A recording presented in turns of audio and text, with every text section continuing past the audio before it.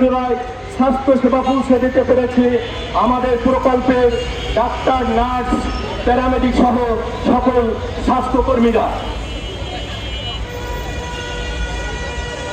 এটি শুধু একটি প্রকল্প নয়, এটি বাংলাদেশের নগর স্বাস্থ্য সেবার একটি সফল মডেল। এশীয় উন্নয়ন ব্যাংকের আর্থিক সহযোগিতা এবং বাংলাদেশ সরকারের অর্থায়নে প্রায় 192টি অবকাঠামো নির্মিত হয়েছে।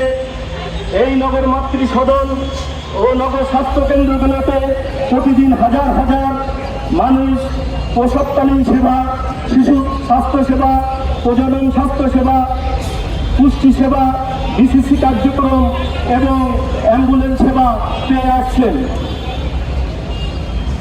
করোনাকালীন সময়ে যখন পুরো বিশ্ব থমকে গিয়েছিল, তখন আরবান কর্মীরা জীবন বাজি রেখে নগরবাসীর স্বাস্থ্যসেবা প্রদান করেছেন।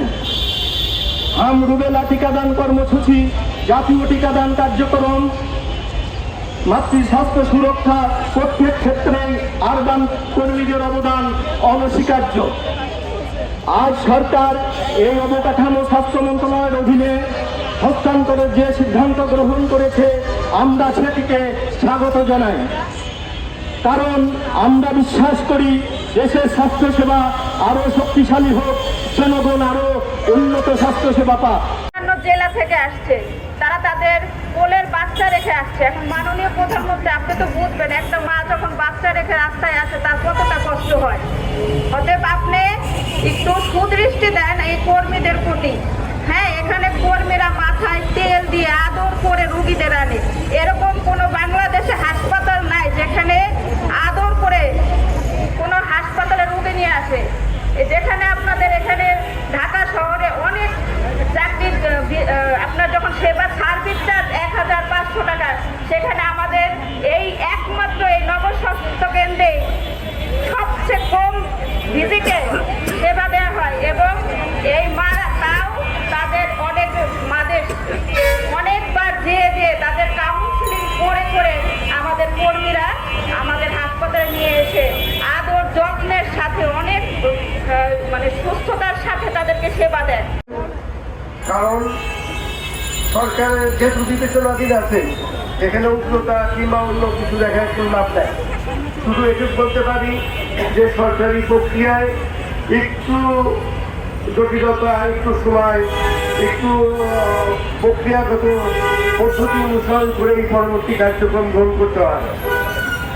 আমাদের জেলা পর্যায়ে সিভিল সার্জন মহোদয় এবং আমাদের সিটি কর্পোরেশনের প্রশাসক মহোদয়গণ সবাই আন্তরিকতার সাথে বিষয়টি নিয়েছেন এবং সরকারের উচ্চ মহলের দৃষ্টিতে তারা এনেছেন, যে কারণে বিষয়টি এখন আলোচনায় আছে। আমরা আমি আপনাদেরকে বলতে চাই, ইনশাল্লাহ ভালো কিছু ঠিক তার প্রান্তে আছি। আমাদের জন্য কাজ করতেছে এবং সেটা দিন রাত অক্লান্ত পরিশ্রম। আপনারা হয়তো মনে করেন যে আমাদের মানববন্ধন হইতেছে বা এই পিছনের মধ্যে অনেক কাজ থাকে,